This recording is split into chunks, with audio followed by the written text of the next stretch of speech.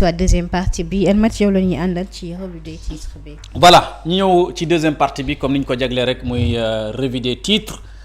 tey mbokk yi nekk nag talaata toll ak 6 janvier 2026 li gën a fas yéexati yónnee kaay njëkkee ko ak direct news daal ñëw na ci tukki visite Ousmane Sonko fu nga xamante rek moom mooy Saloum ci Kaolack waaw mu ne en visite dans le bassin arachidier Ousmane Sonko minore les résultats de Mabouba Diagne muy nekk lu xamante ni kàddu yu chef du gouvernement bi wax démb ci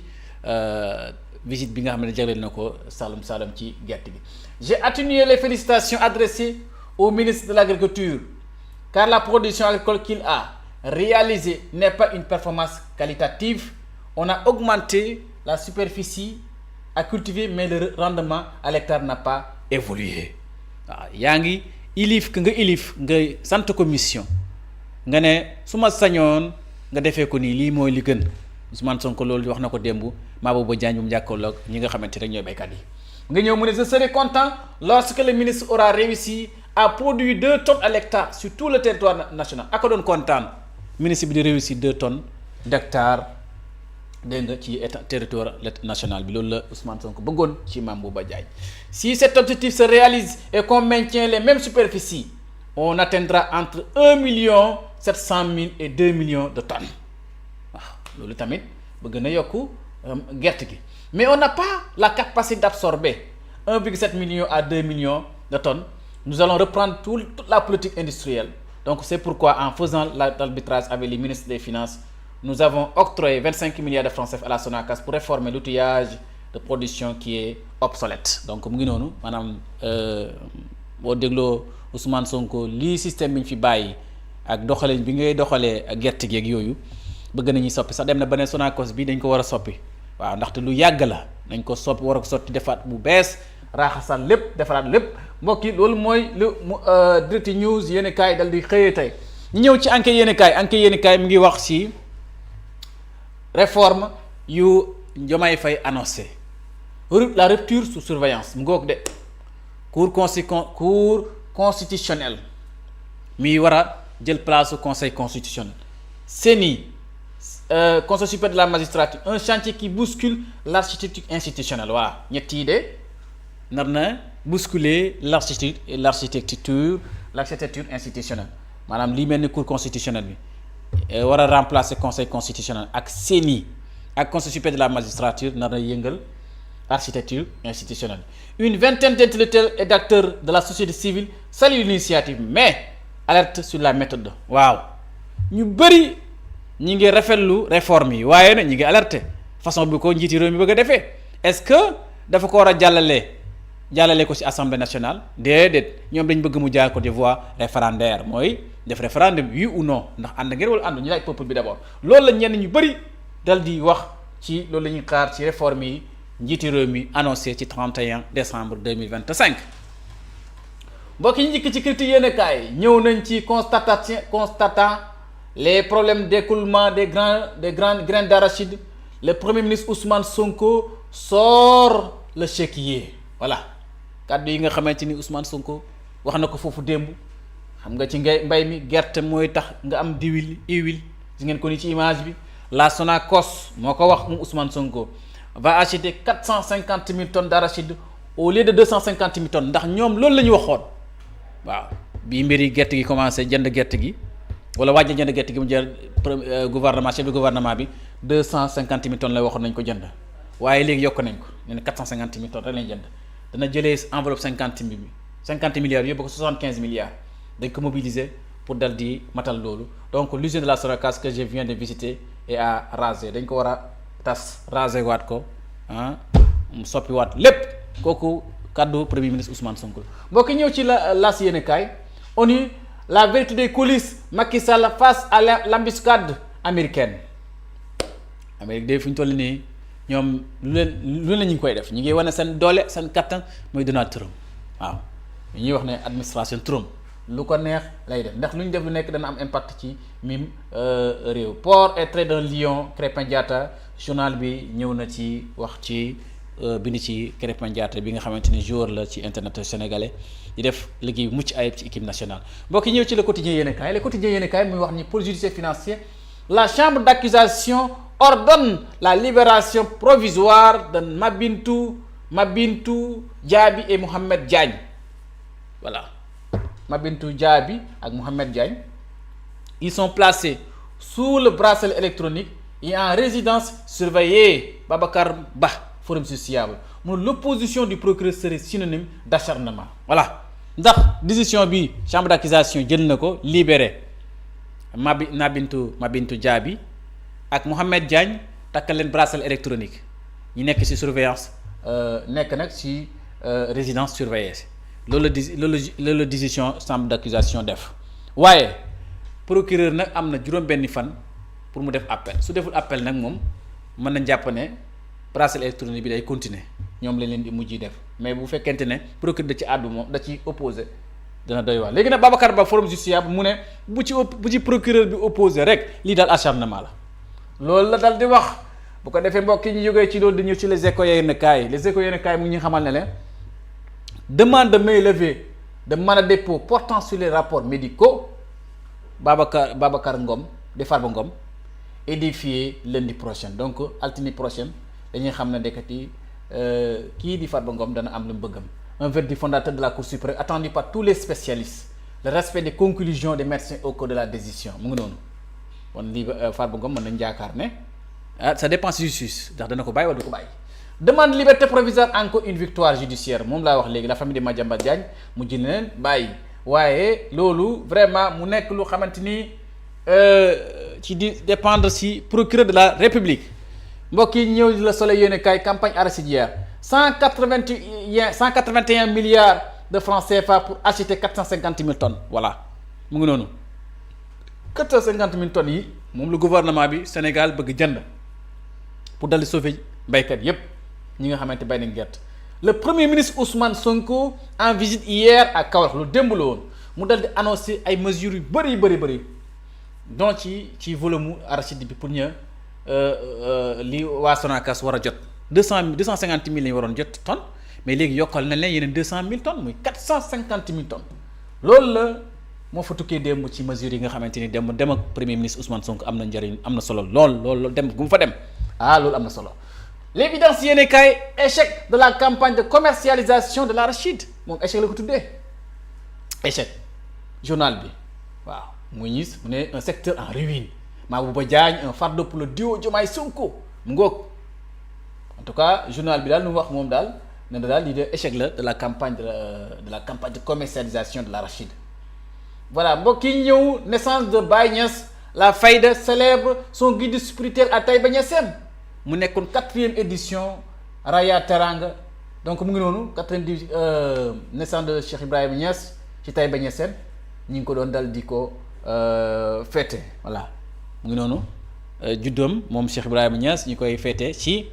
fi nga xamante ne moom mooy Taïba Niassène ñi koy fàttaliku saa su nekk. La Libération yéenekaay dikk ci lu yéeme production division de film yu doy waar. Secret de studio made in Sénégal moo ko dal di voilà mu ngi noonu man dal xaw ma li la ay acteurs ay actrices ay recruteurs caméraman producteurs lu 5 arrestations déjà effectuées par les brigades de recherche de Kër Massar après l'infiltration du réseau par une gendarme loolu tamit lu doy waar lu ko fi jar adduna bii ñi ñi nekk ci yeneen occupation mbokk yi dikk ci l'info yéenekaay dikk ci filière arachide bi mu ne Sonko lancé ne lu koy sauver Ousmane Sonko lancé ne luy sauver njaayam gerte mi ci Saloum ci Kaolack ci Sénégal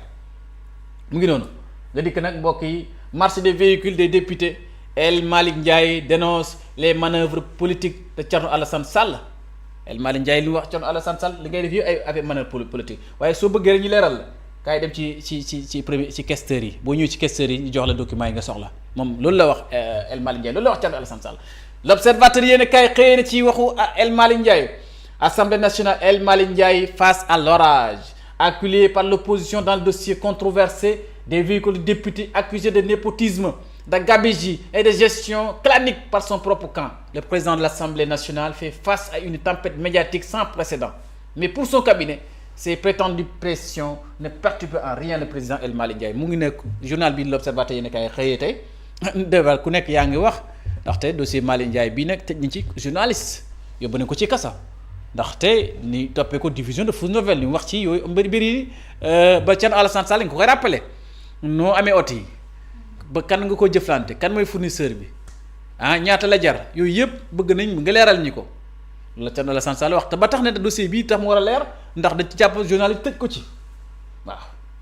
waaye ñi ànd ak El Malick Ndiaye nekk ci cabinet bi mu ni wax yi ñuy wax ni yëngulu El Malick Ndiaye yëngulu ko sax voilà def nañ interview avec l'ancien international sénégalais di Samba Habib Diarra mu ngi noonu gaa yaa ngi dee interviewé rek mu ngi noonu bokk bu jógee ci l'Observateur yéene kaay ñu ñëw ci point actu dikk na nag ci nouvelle règle dans la zone du BRT bi dafa am yenn règle yu bees yu ñu fa taxawal mu nekk lu xamante ni pas de mesure léegi nag journal bi ne amul mesure ci jakartamaan yi amul ñoom sans permis pour ceux qui sèment le terreur le désordre et la mort mais la décision du préfet Dakar ne fait pas le cas de ces engins de la mort waaw waxul ci dara maanaam décision préfet bi moom daal pousse-pousse yi la wax ak charrette yi moom la interdire nañ bàyyi zone BRT bi de bus rapide transit préfet bi de li mu def bus yi la wax charrette yi la wax ak pousse-pousse yi journal bi ne pourquoi pas jakartamaan yi selon le préfet ces véhicules perturbent le trafic routier encombrent la voie publique et affectent la sécurité des piétons préfet bi de loolu la wax charrette yi ak pousse-pousse yi moom la wax ne ñooy perturber yoon wi léegi nag journal bi ne moom pourquoi pas jakartamaan yi nag ak ñoom ñiy dem ci côté BRT bi defa seen parking mu ngi noonu une affaire Mame Bintou et Mohamed Diagne la chambre d'accusation ordonne leur liberté provisoire sous bracelet électronique mu ngi noonu El Malick Ndiaye met fin à la polémique sur l'achat des véhicules des députés et rassure est-ce que nag jeex na est-ce que polémique bi jeex na ndax oto yi ba léegi matagul 75 moo génn des na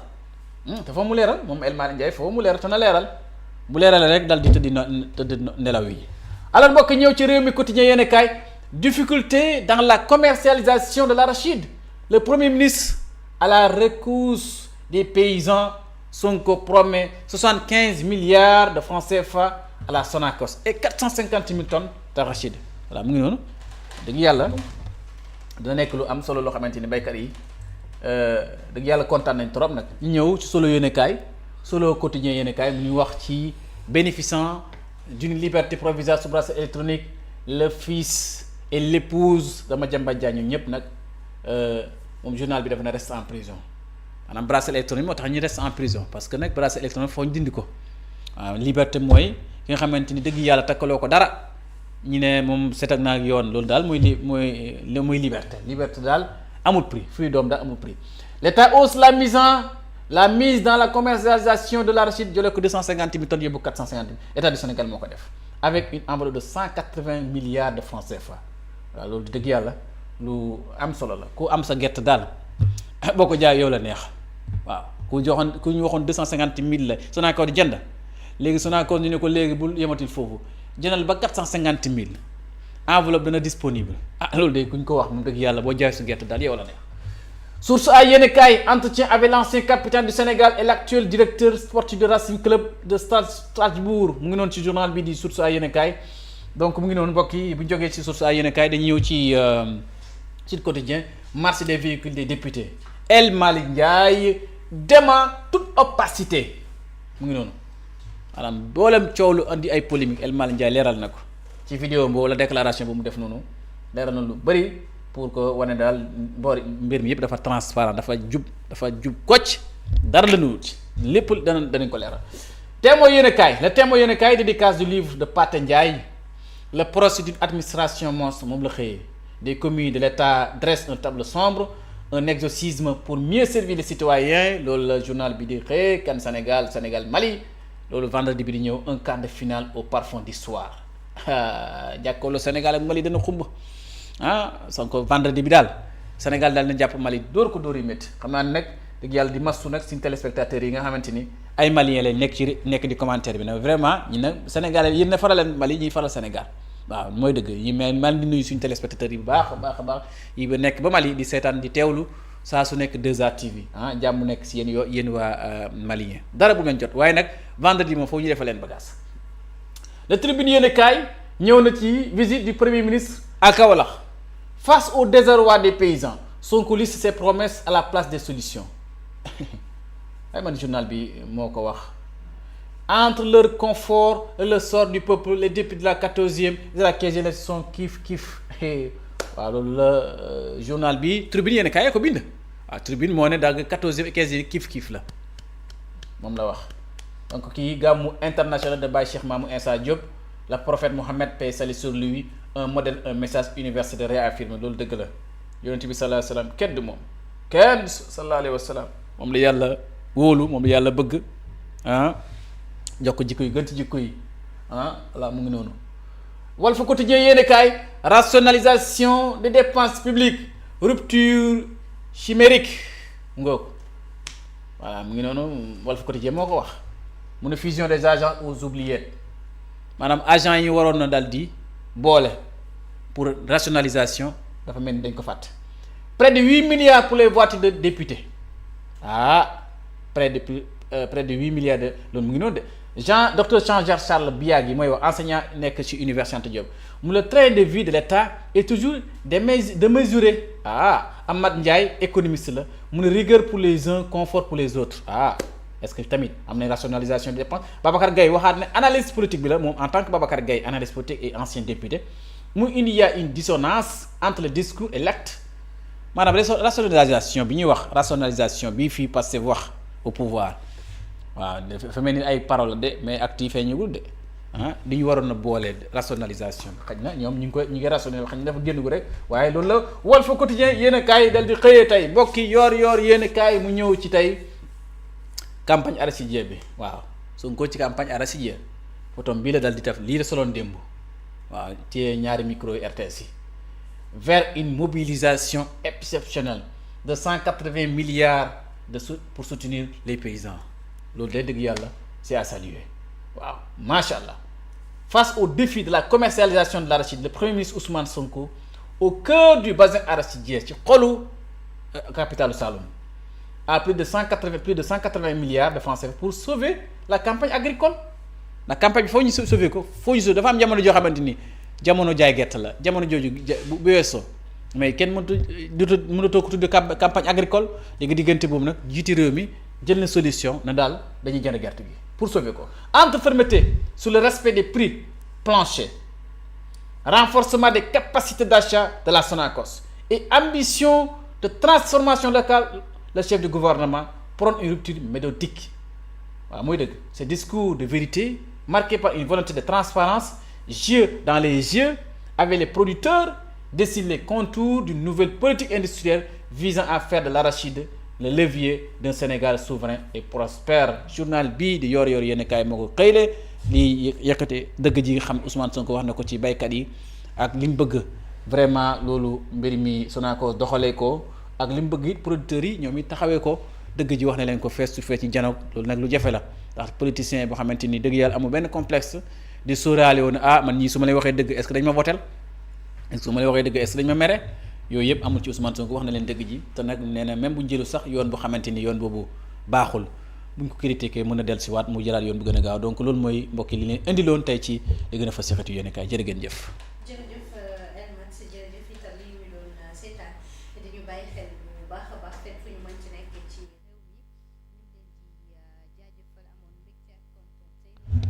réew mi bu baax a baax doon ànd ak yéen mi ngi noonu revue des titres bi la ñu doon amal kon rek Elmat ci leeral bi ci li nga xam ne kon rek moo ci gën a am solo mu jukkil ñu ko ñu ci ànd ak moom saa su nekk ñeel deuxième partie bi ñu ngi jaajëfal itam ñu ngi doon seetaan bu baax a baax Ndeye Goudiaby ñu ngi koy jaajëfal sama turandoo bu baax a baax Ndeye Goudiaby jaajëfal nañ la Ousmane Faye nuyu nañu ko bu baax a baax Philippe Auguste Collier aussi tamit nuyu nañu ko jaajëfalaat ko tonton Yali Diagne aussi ñu ngi koy jaajëfal moom itam bu baax a baax ci ànd bi ak ci message yi ci plateforme bi kontaan nañu bu baax a baax di wax ni amuñu seen fay Assane Ndiaye aussi tamit nuyuwaat nañu ko bu baax a baax a baax ak Dieynaba Ndaw ñu ngi koy nuyu bu baax a baax di kontaan ci yéen encore une fois Maimouna Diédhiou, Manu Tavares aussi nuyu nañu ko ak Cheikh Sarr Cheikhou nuyu nañu ko bu baax Mamadou Fall Badji nuyu nañu ko bu baax a baax Iso Sow itam depuis Kébémer waa Kébémer maa ngi leen di nuyu bu baax di leen jaajëfal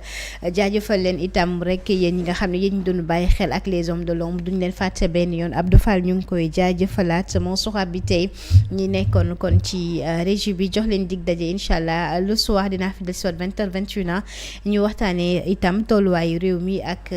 Moustapha le grand journaliste mbokk yi di leen jaajëfal bu baax a baax amoon kontaan ci ak mbégte àndoon ak yéen ci émission bi